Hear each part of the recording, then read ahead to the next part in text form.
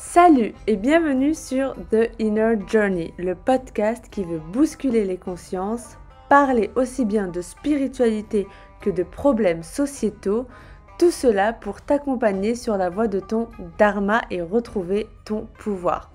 Je suis Amel, prof de yoga et future praticienne en Ayurveda. Si tu souhaites pratiquer avec moi le yoga, n'hésite pas à aller voir mes cours en ligne sur ma chaîne YouTube Yoga by Amel. Si tu souhaites en savoir plus sur le yoga, l'Ayurveda et la spiritualité, n'hésite pas à suivre mes comptes Instagram It's Amel Yoga et The Inner Journey. En attendant, je te laisse avec l'épisode du jour. Hello, j'espère que vous allez bien. Aujourd'hui, je suis super contente de vous proposer une conversation que j'ai eue avec Christelle de la chaîne YouTube Omveda Ayurveda que je suis depuis un moment car c'est l'une des premières à avoir créé une chaîne YouTube autour de l'Ayurveda en France. J'aime beaucoup son évolution et elle incarne beaucoup de choses que je partage. Déjà le girl power. Elle adore l'Ayurveda et aussi elle est dans l'entrepreneuriat via son programme Dharmasana. Donc dans cette conversation, on a parlé de la femme en Ayurveda, de comment gérer ses règles selon l'Ayurveda et comment ils sont liés aux différents doshas et quels déséquilibres principaux il peut y avoir. On parle également d'un sujet qui me fascine et sur lequel je lis depuis des mois, c'est comment synchroniser son cycle menstruel en fonction de son travail et de ses projets. Donc vous allez voir qu'une femme est cyclique. Oui, c'est pas pareil que les hommes. On parle également du lien entre l'Ayurveda et le Tantra et vous pouvez compter sur Christelle pour dégommer tous les préjugés qu'il y a dessus. Et enfin, on aborde le sujet du féminisme et du patriarcat qui me tient particulièrement à cœur. Vous verrez dans cet épisode que Christelle et moi partageons les mêmes valeurs et les mêmes idées sur le féminisme. Et Christelle parle même de néo-féminisme. Je vous en dis pas plus, je vous laisse écouter l'épisode. En tout cas, pour moi, ça a été une super conversation. J'ai adoré interviewer Christelle qui a vraiment sorti pépite sur pépite et j'espère qu'il vous apprendra plein de choses. Bonjour Christelle et merci d'avoir accepté mon invitation à passer sur le podcast. Alors, je te laisse te présenter. Salut Amel, écoute, je te remercie beaucoup de m'avoir invitée pour parler de sujets qui m'intéressent énormément du coup avec toi et tes auditeurs. Donc je m'appelle Christelle Antonia, je vais avoir 30 ans, j'habite en Alsace et je suis thérapeute ayurvédique de formation. J'ai un parcours qui a été un peu rocambolesque au niveau professionnel. Je suis une ancienne vidéaste et photographe et suite à un voyage en Inde, l'Ayurveda en fait est arrivé dans ma vie et a pas mal bousculé les choses, ce qui n'était pas du tout un projet en fait qui était prévu et devenu mon métier. Et c'est vrai que à l'heure actuelle, ce que je fais en fait, c'est de promouvoir l'Ayurveda comme je le peux en fait dans la francophonie, en faisant beaucoup de vidéos en fait pour faciliter en fait l'accès à l'Ayurveda qui reste quand même une discipline assez difficile en fait à comprendre pour des oreilles en fait nouvelles à tous ces sujets-là. Et du coup, je crée aussi des programmes en ligne, des accompagnements, des livres de recettes, tout ça de manière dématérialisée. Et j'ai pas mal d'activités en fait à l'heure actuelle, donc ça c'est le gros de mon activité. Mais j'ai également développé une activité d'accompagnement en fait des thérapeutes femmes du bien-être en partenariat avec Sandrine Carl, qui est une coach en business et neuroscientifique que j'apprécie énormément. Et voilà. Et du coup, moi, ça fait quelques années que je te suis. Donc, tu as été les premières vidéos que j'ai découvertes en fait sur YouTube.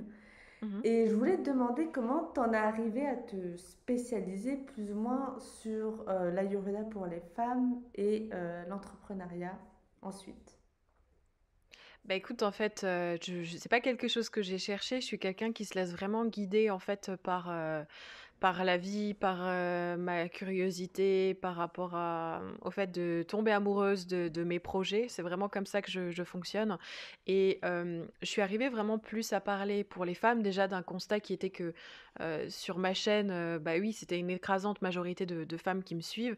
Après, c'est vrai que mes contenus vidéo s'adressent toujours aux hommes en fait, hein. Je veux dire, que ce soit pour comprendre mieux les femmes ou pour les contenus en fait plus généraux, généralistes sur l'Ayurveda, il y a toujours des hommes qui me suivent. Mais c'est vrai que je ne travaille à l'heure actuelle qu'avec des femmes et je pense que c'est lié aussi au fait de m'être ouverte avec les années à tout ce qui est du domaine du tantra et de la sexualité féminine où je me suis rendu vraiment compte que déjà d'une part ça m'avait énormément transformée en fait en tant que femme, l'Ayurveda et aussi la pratique du tantra et que j'avais vraiment envie de d'aider les autres femmes en fait dans ce chemin, dans ce cheminement qui me semble même pour des raisons plus politiques en fait être un vrai geste militant en fait dans notre société à l'heure actuelle. Mm.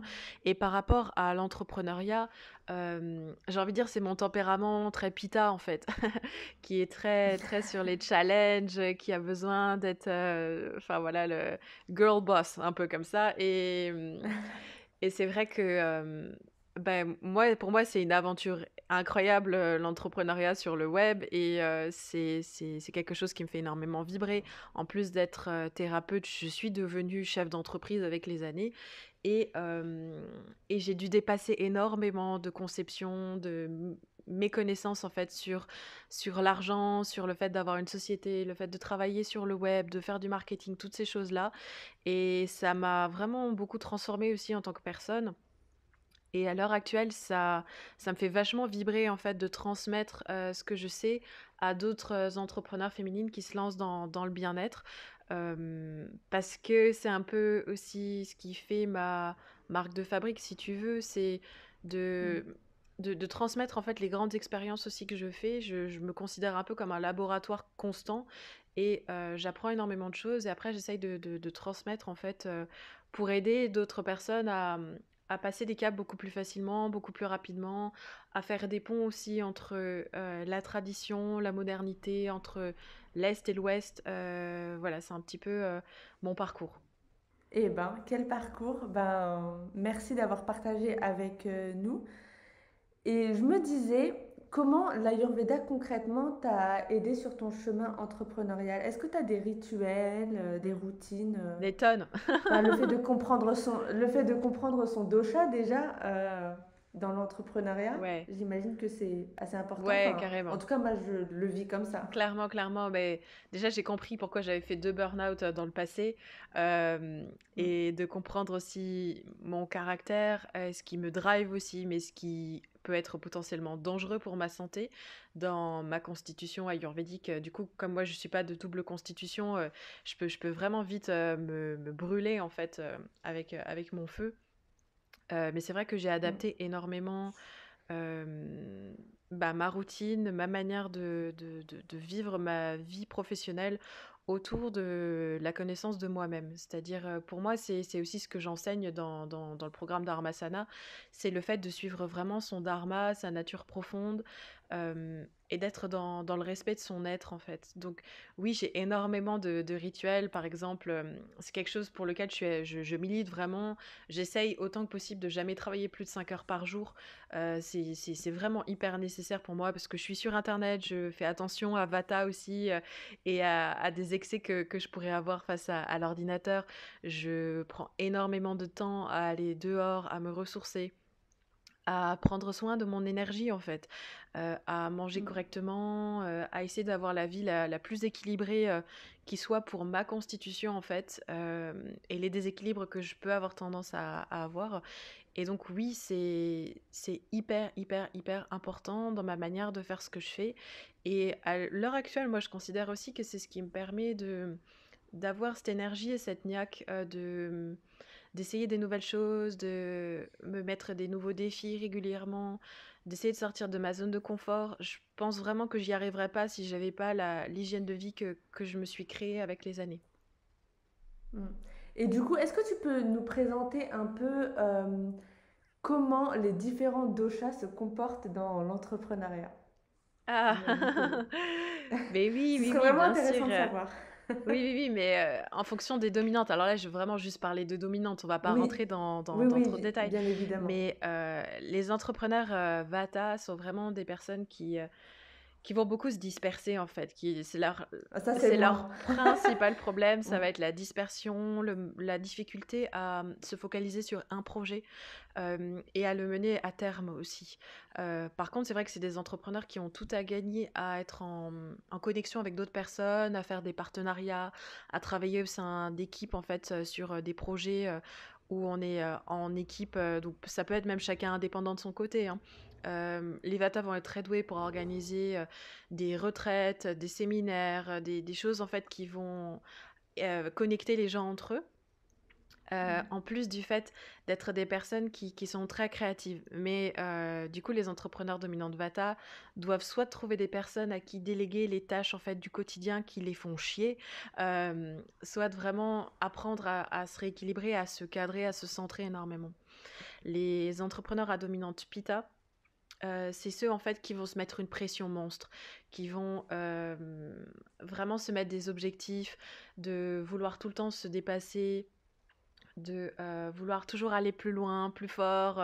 C'est aussi des entrepreneurs qui ont un esprit de compétition de dingue, qui vont toujours chercher à être dans la performance en fait, beaucoup, et qui ont comme gros souci en fait de pas arriver à dire stop et à surestimer leur énergie. Ce qui est le principal problème de Pita, c'est à un moment donné d'avoir grillé sa dernière cartouche et de se dire waouh, là ça va pas, mais en fait les signaux ils étaient là depuis longtemps. Donc comme c'est un dosha dominant qui a une très grande force vitale, c'est leur principal problème, ça va être ça.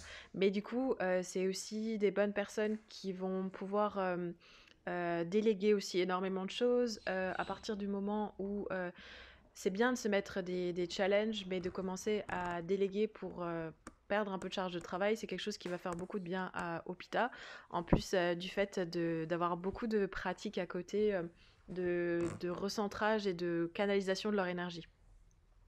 Les entrepreneurs à dominante CAFA, c'est les bâtisseurs en fait. C'est ceux qui sont là pour le long terme, qui vont pas être pressés sur le fait d'avoir des résultats rapidement, qui vont chercher enfin, qui vont avoir une idée et qui vont aller du début jusqu'à la fin de cette idée, même si ça leur prend plus de temps que les autres.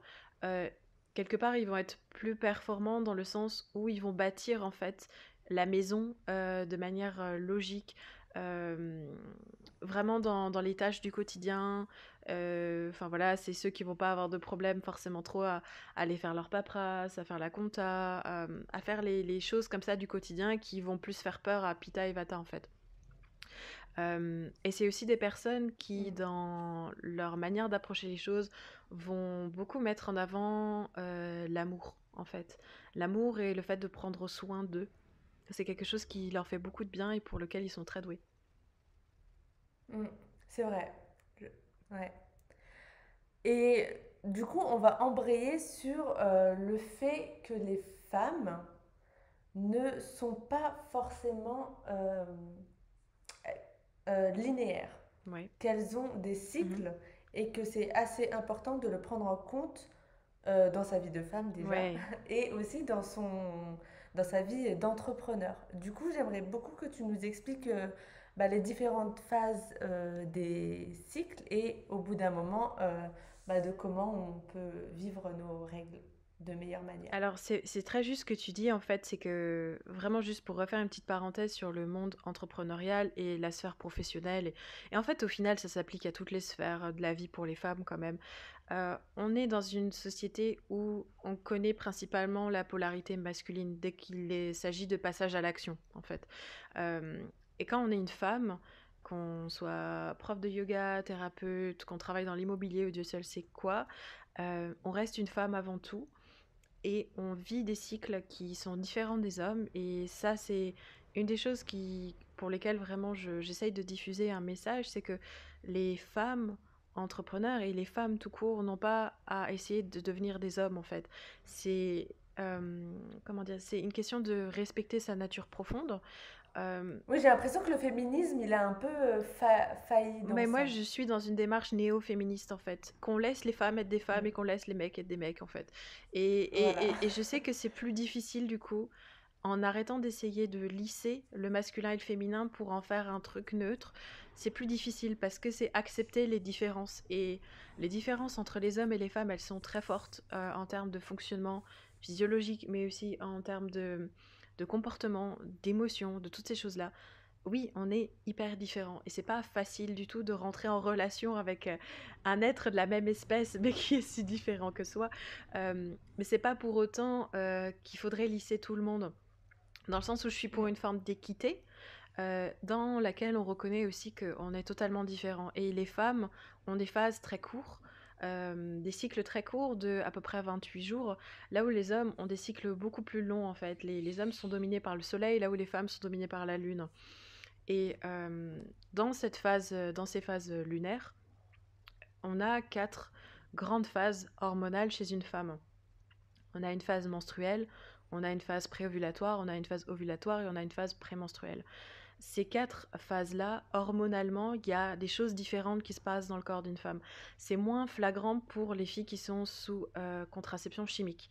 Parce que ce qu'elles prennent, que ce soit la pilule, que ce soit des implants ou des choses comme ça, vient leurrer en fait leur système hormonal. Donc c'est moins flagrant. Mais pour les femmes qui n'ont pas de contraception chimique, en fait, elles ressentent vraiment ces changements hormonaux qui ont lieu. Je rigole souvent parce que ce soit moi, des amis ou des choses comme ça que j'ai déjà entendues, en phase prémenstruelle, la plupart des femmes se posent la question, mais pourquoi ça va pas? Est-ce que je suis déprimée? Qu'est-ce qui se passe dans ma vie? Commence à douter, à avoir des pensées un peu plus compliquées. C'est simple en fait, dans la phase prémenstruelle, on a au niveau hormonal, en fait, toutes les hormones du bonheur, elles sont vraiment au niveau ras des pâquerettes, quoi. Et en même temps, c'est normal. Et la connaissance de son cycle, elle va apporter une vraie forme de liberté. À partir du moment où une femme, elle accepte d'être cyclique et qu'elle commence à vivre en fonction de ses cycles, il y a une facilité Mm. à vivre son cycle féminin qui devient très rapidement là, en fait, dans le quotidien. Donc, chaque phase, comme je disais, hormonalement, elle est différente. Et surtout, on peut passer à l'action dans ces phases-là, mais sur des choses différentes. Et que ce soit dans l'entrepreneuriat ou dans la vie de tous les jours, vivre en cohérence avec son cycle, c'est vraiment mettre, comment dire, dans sa poche, en fait, toutes ces quatre énergies-là différentes qui vont se passer en à peine un mois, quoi. Donc, voilà, la connaissance des archétypes, elle permet une forme de liberté. Je le dis tout le temps, le savoir, c'est le pouvoir. Mm. Je suis totalement d'accord. Amen to that. Et mais je me disais, du coup, comment tu utilises tes différents cycles dans l'entrepreneuriat? Ouais, alors par exemple, tu vois, en phase prémenstruelle, je vais pas prendre des grandes décisions. C'est souvent la période D'accord. où je vais commencer à avoir un projet, où je vais commencer à voir quelque chose qui va pas. Mais je sais que je suis pas au bon endroit pour prendre des décisions. Mais par contre, je suis au bon endroit pour noter, être vraiment en lien avec mon intuition pour me dire en fait ça j'aimerais bien le changer, ça par contre je crois que ça va pas, ou même de me rendre compte que dans mon hygiène de vie il y a peut-être des choses qui sont pas forcément bien allées parce que si je commence à avoir du syndrome prémenstruel, et ben oui c'est qu'il y a un signe que dans mon hygiène de vie peut-être je j'ai pas été suffisamment là pour moi pendant ce mois-ci. Donc pour moi la Et c'est quelle phase dans les doshas, alors la phase? c'est la phase qui est liée à l'automne, mais c'est une phase au niveau des doshas qui pour moi est plus dominé par Vata, parce Mm. qu'il va y avoir beaucoup d'anxiété, des émotions en dents de scie, et surtout il y a un grand bouleversement en fait hormonal qui se prépare pour la phase menstruelle. C'est difficile en fait de vraiment cadrer chaque phase par rapport au dosha, même si tu peux les appréhender de cette manière-là. Et la phase D'accord. prémenstruelle, tu vois, il y a pas mal de femmes qui peuvent vivre aussi des excès de pitta en fait dans la phase prémenstruelle. Donc chaque femme en fait, de par sa dominante ou ses déséquilibres, va plus exprimer un dosha qu'un autre. Et les phases en tant qu'elles-mêmes, d'un point de vue du corps et de ses mouvements intérieurs, vont être plus dominées par une phase qu'une autre.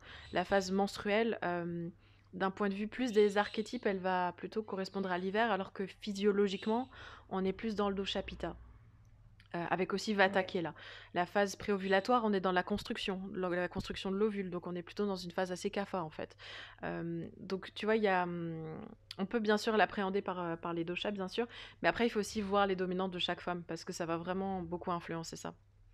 Et d'accord. après, tu vois, la phase menstruelle, au niveau de comment du coup mettre son cycle, comment l'utiliser en fait, À son voilà, c'est service. ça.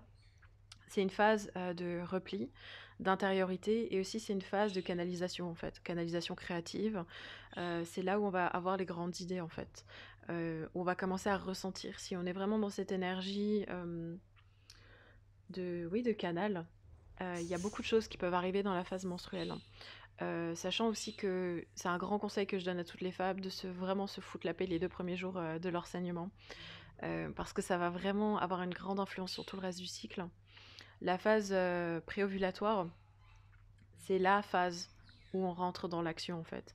C'est la phase où on commence à rentrer dans les projets, c'est la phase où on commence à déployer une énergie nouvelle, où on est neuve, on est fraîche et on a la niaque en fait. La phase ovulatoire, c'est une phase de rayonnement, c'est là où on va aller négocier des trucs, c'est là où on va aller rayonner en fait sur les gens, enregistrer. S'il y a par exemple une phase où on va enregistrer plein de podcasts, et ben ce sera bien de le faire plutôt dans cette phase-là parce que c'est une phase dans laquelle on va avoir un Ah, pouvoir d'attraction qui est super énorme. conseil. Parce que dans la phase ovulatoire, en fait, une femme hormonalement, elle dégage ce qu'il faut pour être fécondée en fait. Et du coup, en tant que femme, même si on s'adresse à d'autres femmes, hein, on va avoir ce pouvoir rayonnant pendant cette phase-là. Super intéressant, je note. Mais c'est vrai que, en fait, je m'en rends compte énormément. Par exemple, moi, je fais des cours de yoga sur YouTube. Ouais, Je vais pas m'amuser à planifier mes tournages de vidéos pendant mes règles. ouais, ouais, ouais. Mais tu vois, moi, ça m'est Mon arrivé corps ne quelques veut fois pas. de faire des enregistrements pendant la phase menstruelle, et c'est vrai que dans mes commentaires, je le vois, des gens qui s'inquiètent, à se demander si je suis fatiguée, si je travaille trop et tout ça. Non, non, non, c'est juste un zombie les 2 premiers jours de mes règles, c'est tout. Et c'est clair que Mm. c'est pas le moment. C'est pas le moment de déployer une grande énergie, ça c'est clair. Après, pour rentrer plus dans... Il y a plein de choses à faire avec l'Ayurveda, autour de chaque phase du cycle, autour aussi de chaque déséquilibre chez les femmes, que ce soit des dysménorrhées, Vata, Pitta ou Kapha, il y a des choses qui sont très différentes qui s'expriment. J'en parle, on peut en parler, tu vois, j'en parle beaucoup aussi dans la formation sur comprendre et guérir le cycle féminin que je viens de faire, en fait, qui vient de sortir. Euh, Parce que moi, je me suis rendu compte que je comprenais que dalle au cycle féminin et que j'en ai énormément souffert plus jeune, et que je pense vraiment que c'est un outil de développement personnel incroyable, tu vois, et d'amour de soi. Mm. Non, c'est clair, c'est clair. J'aimerais te demander aussi également pour toutes les femmes et moi-même qui avons des, des règles mais archi Mhm. douloureuses. Moi honnêtement, toute ma vie, j'ai pensé que les règles étaient censées être douloureuses. Et un jour, j'étais à la montagne pendant 3 mois et j'avais plus du tout aucune douleur à mes Mhm. règles. Bah, c'était 3 mois absolument magnifiques dans la nature, tout ça.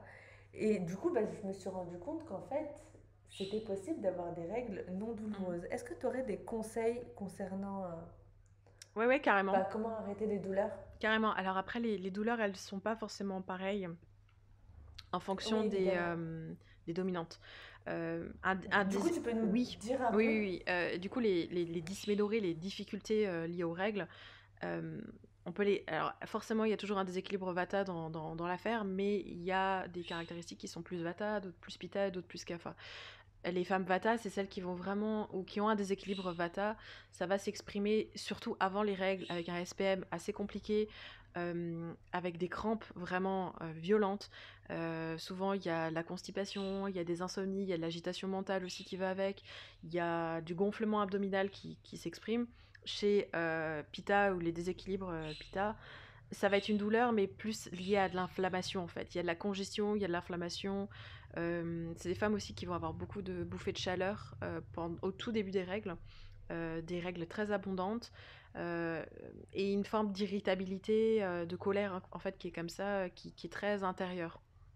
Et chez Kapha, la dysménorrhée, on la voit surtout sur la fin du cycle en fait, où il y a vraiment beaucoup de léthargie. C'est difficile de sortir en fait de la phase menstruelle pour arriver à la phase préovulatoire en fait. Il y a cette sorte de léthargie, de lourdeur qui est très forte. Après, vraiment sur la question de la douleur, c'est plus Vata et Pitta qui vont être sujets à ça. Mais sachant qu'une femme kapha peut avoir un déséquilibre de Vata ou Pitta, bien sûr, hein. Mm. Il y a plein de choses qui peuvent aider vis-à-vis de ça. Je vais les citer. Voilà, c'est à chacune aussi d'essayer des choses comme elle le sent. Mm. Comme dit, c'est à la fois du physique, mais c'est aussi de l'émotionnel, c'est aussi du contextuel. Et du coup, il faut vraiment voir le problème sur toutes les phases enfin, toutes les différentes facettes de la vie d'une femme.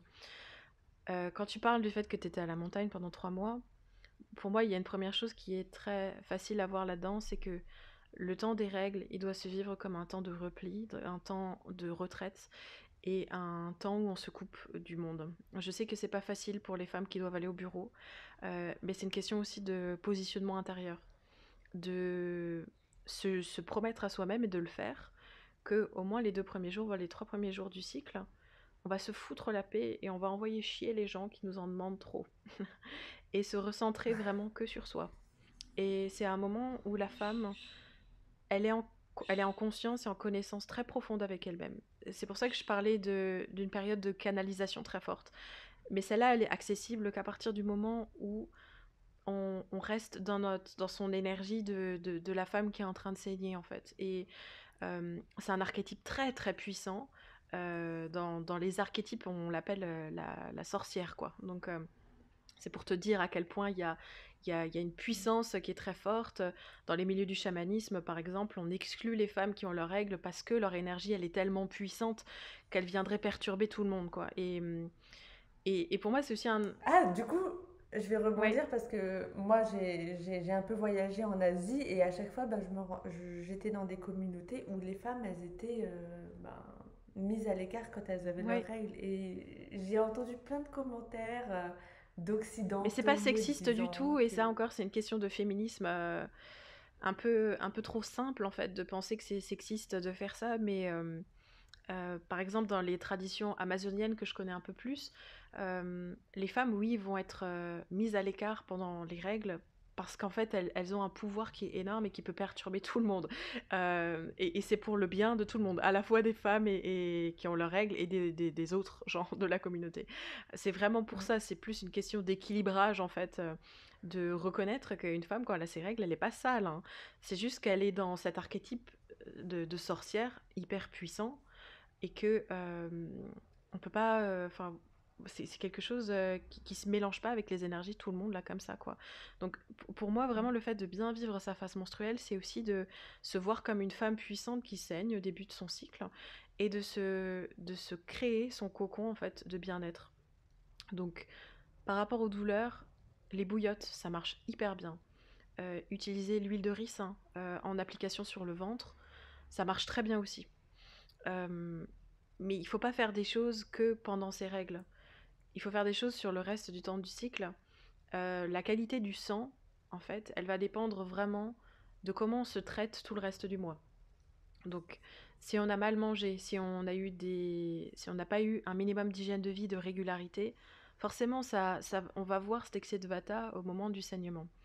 Euh, et donc, avoir quand même une bonne hygiène de vie, prendre soin de soi pendant tout le mois, manger correctement, essayer d'éviter les excès de sucre, d'alcool, de fruits par exemple, ça va beaucoup jouer. Faire attention à ses émotions énormément.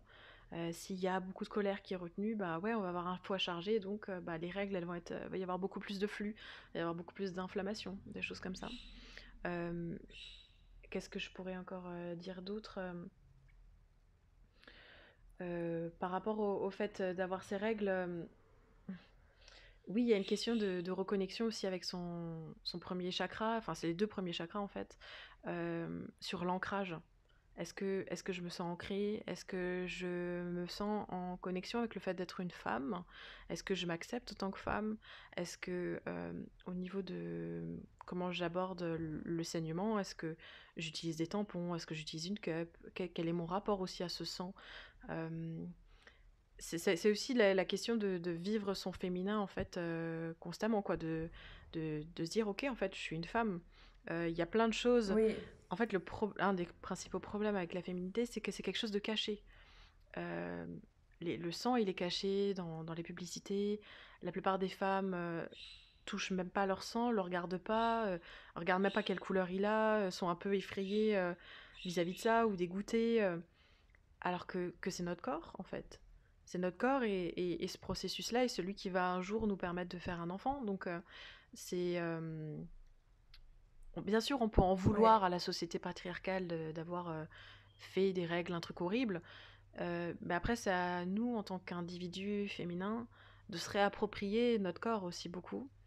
Et ça joue énormément sur exactement. la manière dont on va vivre les règles. Exactement.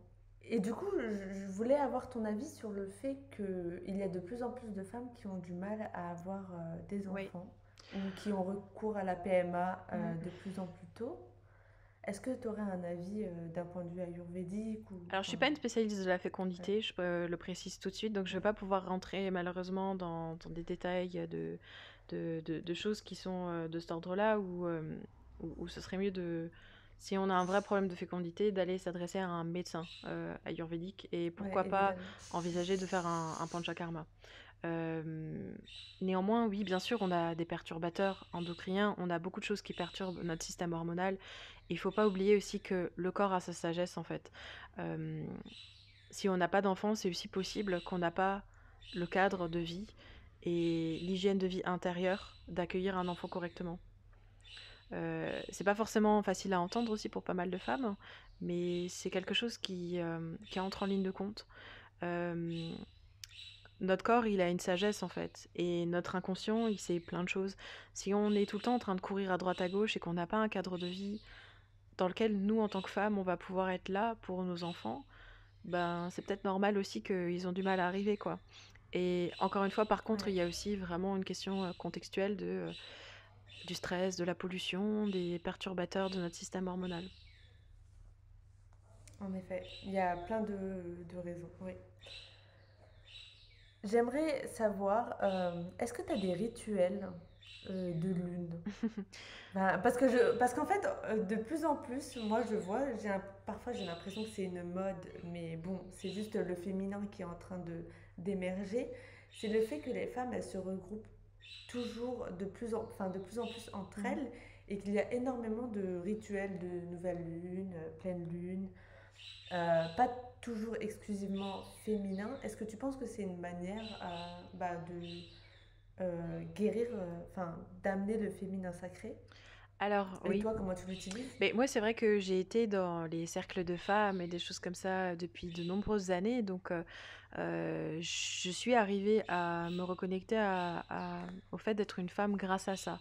Donc, même si, bien sûr, il y a un effet de mode, je vais clairement pas cracher dessus parce que je pense que ça libère vraiment beaucoup, beaucoup de femmes. Moi, à l'heure actuelle, je ne fais pas de réunion, en fait, dans ces moments-là. Par contre, c'est vrai que je parle de mes règles avec mes copines. Moi, du coup, c'est vrai que mon cycle, alors le cycle, généralement, il se cale sur la nouvelle lune ou sur la pleine lune. Et ça va déclencher des choses différentes, en fait, sur comment une femme, elle se sent aussi pendant ses règles vis-à-vis de ça. Moi, je suis une personne qui est réglée sur la nouvelle lune et une énergie, du coup, descendante. Donc, moi, ça me fait vraiment un effet de reset très profond. Et je sais... Ah, c'est intéressant Oui. ça. Du coup, ça veut dire que euh, ce n'est pas normal si on n'est pas réglé sur la Non, lune? c'est pas une question de c'est pas normal, c'est juste qu'on met pas. Hmm. Enfin, comment dire? C'est pas jugeant ce que je vais dire. Mais plus on met Ouais, ouais, de conscience sur son cycle menstruel, plus il va se régler naturellement sur la phase nouvelle lune ou pleine lune. C'est pas une question d'accord. d'avoir un cycle naze ou d'être en mauvaise santé, je sais pas trop quoi. Ok, Mais juste pour c'est plus une que question de je manifestation reste. du fait d'avoir une pensée forte là-dessus. Donc, moi, je sais par exemple que ça me fait beaucoup de bien d'avoir mes règles à la nouvelle lune, et ça reste quelque chose auquel je pense, c'est quelque chose, il y a une forme de dévotion autour de ça aussi que je garde tout le long du mois pour avoir mes règles à la nouvelle lune. Euh, Et du coup, quand les personnes, elles ont leurs règles à la pleine lune, Et ben en fait, c'est avoir ses ça se règles en manifeste comment? plein énergie qui est à son paroxysme. Donc souvent, c'est qu'on a besoin de lâcher des grandes choses, d'avoir une sorte de phénomène un peu de destruction, d'agitation. Sachant qu'une femme, elle peut se régler d'un cycle à l'autre, hein, ça peut. Hein, moi, j'ai eu une phase où j'étais réglée sur la pleine lune. Mais c'était une phase où j'étais en pleine rupture, des choses comme ça, donc il y avait besoin de lâcher une sorte de trop-plein énergétique à un moment donné. C'est fou comme notre corps, Ouais, il sait mieux que nous. c'est incroyable. Mais C'est après, ce que incroyable. j'aime beaucoup dire aux gens qui sont un peu sceptiques sur l'histoire de la Lune et tout ça, il faut observer que la Lune, elle crée les marées en fait. Elle déplace de l'eau sur notre Terre, on le voit. Nous, Mm. on est composé à plus de 90% d'eau. Comment ça pourrait ne pas avoir d'influence sur nous? Je comprends pas comment on pourrait se dire ça. Ouais. Donc oui, bien sûr, il y a, il y a quelque chose de très fort là-dessus. Moi, en termes de rituel, bah forcément, du coup, à la lune, c'est là où je vais avoir aussi mes règles. Donc forcément, je vais être dans une énergie plus de repli. Moi, j'aime faire des bilans, en fait. Donc je vais énormément écrire. Je vais prendre le temps de revoir tout ce qui s'est passé pendant mon mois, tout ce que j'ai vécu en fonction aussi de comment mon corps il se sent. Je vais donner un exemple, même si ça fait plusieurs années que je vis très bien mes règles. Là, j'ai déménagé, en fait, juste avant qu'on soit reconfiné. Et du coup, je suis dans le domicile familial en fait. Et ça fait plus de 10, non, oui, ça fait largement plus de 10 ans que j'y ai pas été. Et pour moi, c'est très perturbateur en fait des chakrins inférieurs, de ne pas être chez moi en fait, mais d'être chez ma famille. Chez- Et j'ai eu énormément de crampes les 2 premiers mois. Ce qui ne m'arrivait plus Ah, depuis des mois en fait. Donc je me suis dit, bon, bah, un cycle ok, 2 cycles, là ça commence à être un peu sport. Et je me suis dit, bon, bah écoute Christelle, là il y a quelque chose qui a besoin d'être posé, il y a quelque chose qui a besoin d'être conscientisé, parce qu'apparemment, je me suis dit, peut-être que je me sens pas suffisamment à l'aise pour saigner en fait tranquillement à cet endroit-là, quoi. Et ce travail de conscience qui a été d'écrire, de méditer, de chanter, de danser, de vraiment me reconnecter à mon énergie féminine énormément. Ça a inversé la tendance, quoi. Et c'est bon, en fait. Les douleurs, là, elles sont parties, quoi. Elles se sont pas installées. Encore une fois, quand il y a quelque chose qui se manifeste dans le corps, sous forme de douleur, de désagrément, de déséquilibre, la conscience, elle est appelée à travailler là-dessus. Et mm. bien sûr, il y a un côté mécanique dans le corps, mais qui est totalement influencé par nos émotions et notre manière de penser. Et chez les femmes, c'est d'autant plus fort que les émotions, elles changent 4 fois par mois. Et, et encore à la fois, dans ces cycles-là, on est très, très secoué au niveau émotionnel quand même.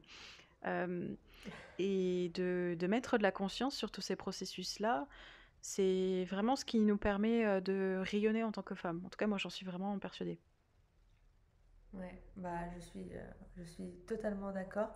Moi, je vais parler de mon expérience, mais moi, c'est le twerk qui m'a Ouais. énormément aidée. Ouais, ouais, ouais. Et quand je suis allée à mon premier cours, j'avais tellement de clichés. Je me suis dit, c'est une copine qui m'y a embarquée. Je me suis dit, mais non, mais qu'est-ce que je vais faire? Et en fait, je suis ressortie du cours. J'étais en mode girl boss. Mhm. Je sais pas si t'en fais. Alors, j'ai vaguement essayé de faire du twerk. Après, moi, je pratique la bachata. Donc, c'est une danse Ah oui. latine où ça se déhanche beaucoup. Et je fais de l'ecstatic dance. Et Ah oui, j'ai l'ecstatic aussi dance. beaucoup remarqué que le fait de bouger son bassin, de libérer en fait l'énergie dans son bassin, ça, c'est très, comment dire, empowering. J'ai pas vraiment le mot en français, mais Ça donne voilà, du ça redonne pouvoir. du pouvoir. Ouais, c'est Empouvoirment. ça. Vraiment très fort parce que c'est là où se situe notre pouvoir, c'est dans notre ventre, dans notre bassin, et de Ouais. libérer l'énergie qui est tellement crispée, on a tout le temps, ben, on croise les jambes, enfin voilà, nous quand on s'assoit dans un bus, on n'écarte pas les jambes comme les garçons, quoi, parce qu'il y a une forme de pudeur aussi. Mais notre bassin, Ouais. en fait, il est constamment le siège, en fait, d'énormément de pudeur, d'énormément d'empêchements. Et que ce soit du twerk, que ce soit Dieu seul sait quoi comme autre pratique de danse, ou même d'aller vraiment travailler énormément l'ouverture des hanches, en fait, et du bassin en yoga, Mm. ça refait vraiment circuler beaucoup l'énergie. Et ouais, ouais, moi, j'ai vécu la même chose que toi par rapport à ces pratiques, ouais. Est-ce que tu penses que ça peut nous connecter à notre intuition de se reconnecter, bah, comment dire? Je vais reformuler ma question. Est-ce que tu penses que que le twerk ou que les danses un peu Qui plus, pourrait être danse avec africaine beaucoup aussi, plus hein. de... Oui, oui, voilà, toutes les danses où il y a un lâcher-prise peuvent nous aider à nous reconnecter à notre intuition vu que c'est logé au niveau du chakra sacré, Mhm. en tout cas pour les femmes. Est-ce Alors, que... je sais pas si ça c'est vraiment en lien avec l'intuition en tant que telle. Moi, j'aurais plutôt tendance à dire que ça nous reconnecte avec notre énergie sexuelle et avec notre force du désir énormément. Et c'est là où moi j'y vois plutôt un travail plus tantrique en fait. Ah L'intuition, ben voilà, on oui, y voilà, vient. c'est ça. L'intuition, pour moi, les femmes ont énormément d'intuition, c'est juste qu'elles s'écoutent pas. Et Ouais. en fait, c'est plus on s'écoute et plus on met en place des actions qui vont dans le sens de ce qu'on a entendu, plus on va commencer à nourrir une intuition qu'on va avoir tout au long du mois, sans aucun souci. Pour moi, le fait d'ouvrir le bassin et enfin, de faire recirculer l'énergie qu'il y a dedans va vraiment ouvrir une femme à son potentiel tantrique. Mm. Euh, Tu peux nous faire oui. un bref résumé sur le tantra et juste enlever peut-être quelques Yes. clichés Alors, il y a plein de que certaines manières personnes pourraient avoir? d'aborder le tantra. Nous, on a juste vaguement l'idée qu'il y a des trucs en lien avec le Kama Sutra, qu'il y a des trucs sexuels et tout ça, tout ça. Euh, le tantra, c'est une voie spirituelle en tant que telle, d'un point de vue vraiment traditionnel, d'éveil et de transformation, mais qui passe par le corps, les sens et le travail sur les polarités féminin-masculin, en plus de l'énergétique. Euh, Mm. et d'utiliser en fait cette énorme source qui est la Kundalini, l'énergie qui nous maintient clairement en vie, et de l'utiliser en fait et d'apprendre à la maîtriser pour commencer à vivre le potentiel extatique de l'humain. Et le potentiel extatique de l'humain, bien sûr, ça veut dire avoir des orgasmes, mais ça veut aussi dire se sentir heureux, se sentir rempli et comment dire, ça vient abreuver tous les chakras en fait. Le but de Tantra, tu vois, c'est d'un point de vue vraiment énergétique, ça va être de maîtriser en fait l'énergie sexuelle pour le faire remonter le long de la colonne vertébrale et d'arroser en fait tous les chakras jusqu'à ouvrir en fait Sahasrara et enfin voilà, ouvrir la conscience en fait, d'un point de vue vraiment Ouais, traditionnel. ouais. J'avais fait un épisode de podcast d'ailleurs sur le fait que les chakras et se reconnecter à leur énergie pouvaient nous montrer comment on pouvait manifester des choses dans sa Mm. réalité. Et du coup, bah, si l'énergie elle est stagnante, et ben l'énergie ne va pas monter, on va pas faire des actions, on va pas se connecter à son cœur. C'est Enfin, ça, c'est voilà, ça. tout ce que... Et en fait, le but du tantra, c'est vraiment d'aller venir abreuver tous ces centres énergétiques et de les conscientiser et d'agir dessus en fait. Encore une fois, on a le principe Ouais, féminin, on a le principe masculin. Shiva et Shakti en fait. Shakti, c'est le principe de matérialisation, c'est le chaos, c'est la nature, c'est ce féminin bouillonnant, là où Shiva est l'intellect, la conscience pure, qui est dénouée de toute forme matérielle. Et dans le tantra, on va chercher donc du coup à passer par le corps en fait beaucoup. Utiliser l'énergétique. Et bien sûr, la sexualité a un rôle énorme là-dessus.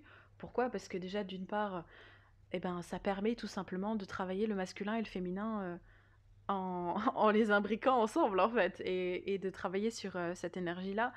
Il y a des processus énergétiques dans la sexualité, dans le sexe, qui sont impressionnants. Euh, le sexe peut soigner ou blesser les gens. C'est hyper puissant. Les personnes qui sont victimes de viols, de violences sexuelles, mettent une vie entière à s'en remettre. C'est dire à quel point le sexe est puissant.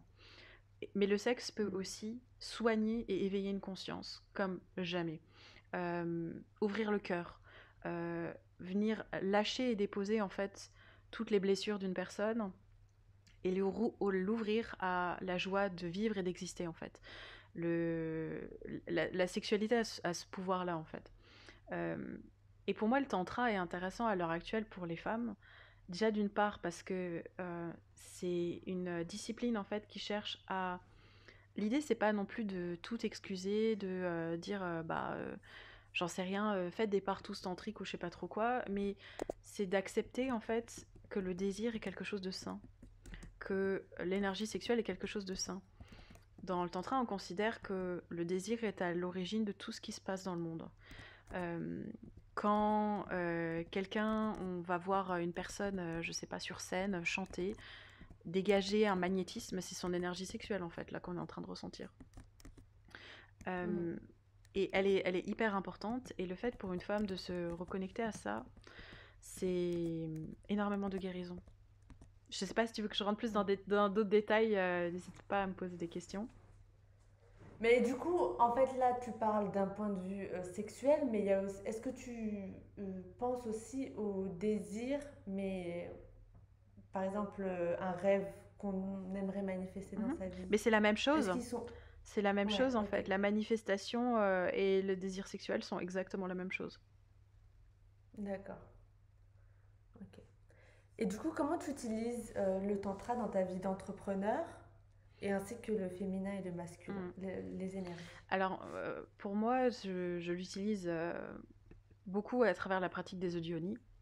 Euh, donc, pour faire une petite définition rapide, l'œuf de yoni, c'est un œuf dans une pierre semi-précieuse de son choix, qu'une femme insère dans son vagin dans des périodes de temps qui dépendent en fait du travail qu'on veut faire là-dessus. Encore une fois, j'en traite aussi pas mal sur ma chaîne, sur la formation que j'ai fait sur le féminin et tout ça. Euh, mais surtout, ça vient éveiller l'énergie en fait du deuxième chakra énormément. Et c'est une pratique que j'utilise régulièrement. J'ai pu dans le passé le faire pendant 9 mois d'affilée en fait, où je l'utilisais quotidiennement, en dehors de mes règles bien sûr. Euh, et c'est une pratique qui m'a vraiment beaucoup recentrée sur l'énergie du désir, l'éveil en fait, parce que pour moi, en tant que femme, entrepreneur, c'est parce que j'ai du désir de manifester et parce que j'ai du désir dans le sens très neutre de ce que veut dire désir, que je passe à l'action dans ma vie. J'ai désir de connecter avec des gens, j'ai désir de monter des projets, j'ai désir d'aider, j'ai désir de construire mon abondance, j'ai désir de vivre des expériences qui me nourrissent. Mais tout ça est lié à mon énergie sexuelle en fait. Et elle remonte à travers mon cœur et après elle va remonter à travers mon troisième œil et je vais le manifester. Mais la base qui est là, c'est une énergie de vie hyper puissante, cette soif en fait de vivre. Il y a énormément de tabous autour de ça. Énorme, énorme. Mais ce que Ouais. j'aime bien des fois dire par rapport au fait que les hommes, eux, sont plus quand même en conscience et enfin en conscience, plus en lien avec leur énergie du désir et la manifestent avec beaucoup moins de problèmes que les femmes. Mm. Un commercial, qu'est-ce qu'il fait en fait pour essayer de vendre? C'est de la séduction. Il va utiliser son Mm. énergie sexuelle en Exactement. fait pour vendre. Est-ce que c'est un problème? Je sais pas. Est-ce qu'il y a de la manipulation? Est-ce qu'il y a du viol? Est-ce que si, est-ce que ça? Bah non. Mais euh, commercial va commencer à rayonner en fait. Euh, il a le désir en fait de aider cette personne, de vendre quelque chose, de gagner de l'argent, Dieu seul sait quoi. Euh, Mm. Au final, c'est un peu pour ça que les femmes, elles ont plus de mal à bah, déjà se vendre et ouais, à penser à l'argent. ouais, clairement. Et bon, c'est vrai que une fois qu'on a fait le travail sur le tabou, on a du mal à comprendre pourquoi il y a ce tabou. Mais c'est vrai que moi, j'ai été là-dedans pendant très très longtemps et voilà, j'en ai encore souvenir de ça. Mais il y a énormément de tabous et les femmes, euh, dans notre société, en fait, si une femme aime ça, que ce soit le désir ou que ce soit le sexe, c'est une pute.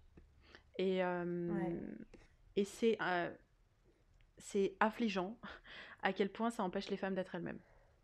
C'est hyper affligeant. Pour moi, quand on parle de la longueur d'une jupe d'une femme, je comprends même pas le débat en fait. Je comprends. Moi, Ah ça me bah, dépasse en fait. Pour moi, qu'une femme, hashtag Gérald Darmanin. pour moi, qu'une femme spirituelle ait du désir, ait envie de sexe, ait envie d'argent, ait envie de rayonner, c'est normal. C'est normal. Mm. Et ce qu'on lui renvoie, c'est la construction sociale, c'est les blessures des hommes, c'est les blessures des autres femmes, mais c'est pas ses problèmes à elle en fait. Dans le sens où Mm. j'aime beaucoup cette phrase d'Osho, dans le sexe tout est bon tant que c'est fait avec amour. Dans le désir, rien n'est mauvais tant que ça vient d'une énergie d'amour. Mm. Et le problème, encore une fois, je reviens à ce que je disais avant, c'est que l'énergie sexuelle, elle peut détruire si elle est mal utilisée. Mais elle peut aussi faire de très grandes choses. Et le problème, c'est que on se rend pas encore assez compte à quel point on passe à côté de plein de trucs géniaux et à quel point on pourrait faire évoluer les consciences, à quel point on pourrait Mm. soi-même se sentir hyper bien en étant beaucoup plus en lien avec son énergie sexuelle. Oui, il y a aussi beaucoup de personnes qui pensent que les désirs ne sont pas sains. Oui, Alors que moi, j'ai tendance à penser que si c'est vraiment un désir à l'intérieur de nous, c'est qu'on est censé en fait le mais bien manifester. sûr, mais Enfin, après, je sais oui, pas oui, si c'est mais lié au dharma. il y a, il y a beaucoup de tabous judéo-chrétiens en fait. La femme fait peur, son désir fait peur aussi. La force animale en fait des premiers chakras, elle fait peur aussi parce que on ne sait pas la maîtriser, etc. Mais encore une fois, le savoir, c'est de pouvoir rentrer en relation avec Mm. soi-même, c'est recevoir du pouvoir et rentrer dans la maîtrise. Euh, Bien sûr, il y a des gens qui ont des problématiques d'addiction sexuelle, des choses comme ça, des pulsions et tout ça, mais si on va pas aller voir son énergie sexuelle, comment est-ce qu'on va pouvoir la maîtriser? Enfin, ça me semble compliqué. Et ce qui se passe à l'intérieur de nous est juste. Ça veut pas dire que il faut absolument tout faire en fonction de tous ses désirs, mais si je ressens un désir, c'est de mon devoir de l'écouter et d'écouter le besoin qui est derrière. Euh, le besoin, ça peut être de suivre le chemin de mon âme, en fait. Et oui, pour moi, c'est une question de dharma. À un moment donné, s'il y a quelque chose qui se manifeste à l'intérieur de moi, que je le regarde au moins, plutôt que d'essayer de le balayer d'un revers de main, parce que je suis en train de créer une relation, en fait, de tension entre moi-même et moi-même. Mm. Et c'est là où on arrive à avoir des sociétés totalement verrouillées par les névroses, hein. Là, on rentre un peu plus dans la psychologie, mais moi, je suis bouddhiste. Hein. Et dans le bouddhisme, une des choses qui m'a le plus touchée, c'était quand ces enseignements autour de s'il y a quelque chose qui souffre en toi, regarde-le. S'il y a quelque chose qui désire en toi, regarde-le. Regarde ce qui se passe et donne-lui le droit d'exister parce que c'est une manifestation en fait. Et de nier ce qui est en train de l'énergie qui est en train de se créer, comment est-ce qu'on veut espérer créer la vie de ses rêves à partir de ça? Enfin, si on n'est pas aligné avec ce qui se manifeste à l'intérieur, comment est-ce qu'on veut manifester quelque chose qui nous ressemble? Oui, ça c'est super important, juste pour rappeler que en fait, on crée sa réalité en fonction de ce que l'on a à l'intérieur, Oui, et ce n'est pas l'inverse. oui, exactement. Voilà. Ça, c'est un concept qui a du mal à rentrer dans la tête de ceux que je côtoie de temps en temps, quand je leur dis qu'en fait, enfin, moi j'ai pris l'habitude, quand il m'arrive quelque chose, je me demande à moi-même pourquoi j'ai manifesté Mm, ça. mm. Quel est l'enseignement? Je ne vais pas aller blâmer, enfin perdre toute mon énergie à blâmer en fait la circonstance. Ah oui, oui, Ça clairement. n'avance à... Mm, ça n'amène rien du tout, quoi. clairement, clairement. Voilà. Ok, bah du coup, on a parlé de plein de choses. C'était super intéressant. Le tantra, l'entrepreneuriat, l'ayurveda. Ouais, bah merci beaucoup, Christelle. Bah, je Je t'en sais pas prie. si tu vas ajouter quelque chose Mais en euh, conclusion, j'ai envie de dire avant de que finir. tout ça est lié en fait. Euh, que ce soit l'Ayurveda, le fait de prendre soin de soi, d'être sur un chemin du Dharma, de réalisation de soi-même, d'être en lien avec son énergie sexuelle, d'apprendre à manifester, d'avoir envie de construire des choses dans le monde via l'entrepreneuriat, tout est corrélé en fait. Et c'est la magie de tout ça. Ouais, bah je back up cette conclusion. Je valide à fond. Ok, bah merci beaucoup. Si vous voulez retrouver les infos de Christelle, elles seront dans les notes de l'épisode. Christelle, merci encore d'avoir accepté cette interview. C'était très instructif. Moi, j'ai appris plein de choses et je suis sûre que tous les auditeurs également ont appris énormément de choses. Et voilà, bah, je te dis à bientôt, j'espère. Bah, si t'es la bienvenue sur le podcast si tu veux parler de quelque Mais je te chose. remercie, c'était un plaisir pour moi aussi. Ouais, merci. Merci d'avoir écouté l'épisode du jour. J'espère qu'il vous aura plu. En attendant, n'hésitez pas à me suivre sur Instagram It's Amel Yoga et The Inner Journey Pod pour rester au courant des futurs épisodes.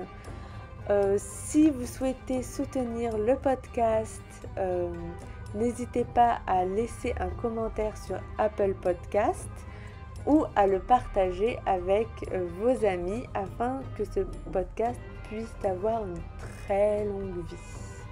Moi, je prends beaucoup de plaisir à faire les épisodes et à partager avec vous en fait tout ce que je connais et j'espère que cela vous aidera sur votre chemin de vie. En attendant, je vous souhaite une très bonne journée, une très bonne semaine et je vous dis à la semaine prochaine pour le prochain épisode. Bye!